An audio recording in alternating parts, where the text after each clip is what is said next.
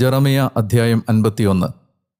കർത്താവ് ഇങ്ങനെ അരുൾ ചെയ്യുന്നു: ഇതാ, ബാബിലോണിനെതിരെയും ലേബ്ഖാമായി നിവാസികൾക്കെതിരെയും ഞാൻ ഒരു സംഹാരത്തിൻ്റെ കാറ്റ് ഉണർത്തും. വിദേശികളെ ഞാൻ ബാബിലോണിലേക്ക് അയക്കും. ദുരിതത്തിൻ്റെ നാളിൽ അവർ അവളെ വലയം ചെയ്യുമ്പോൾ അവർ അവളെ പാറ്റുകയും അവരുടെ ദേശം ശൂന്യമാക്കുകയും ചെയ്യും. അവരുടെ വില്ലാളി വില്ല് കൊലയ്ക്കാതിരിക്കട്ടെ, പടയാളി പോർച്ചട്ട് അണിയാതിരിക്കട്ടെ. അവരുടെ യുവാക്കളെ അവശേഷിപ്പിക്കരുത്. അവരുടെ സൈന്യത്തെ മുഴുവൻ ഉന്മൂലനാശം ചെയ്യുവിൻ. കൽദായ ദേശത്ത് നിഹതർ നിപതിക്കും, അവരുടെ തെരുവീഥികളിൽ മുറിവേറ്റവരും.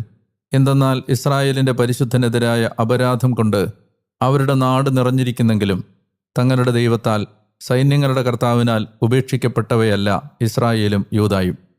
ബാബിലോണിൻ്റെ മധ്യത്തിൽ നിന്ന് ഓടിയകലുവിൻ. നിങ്ങൾ ഓരോരുത്തരും സ്വന്തം ജീവൻ രക്ഷിക്കുവിൻ. അവളുടെ ശിക്ഷയിൽ നിങ്ങൾ നശിക്കാതിരിക്കട്ടെ. ഇത് കർത്താവിൻ്റെ പ്രതികാര സമയമാണ്.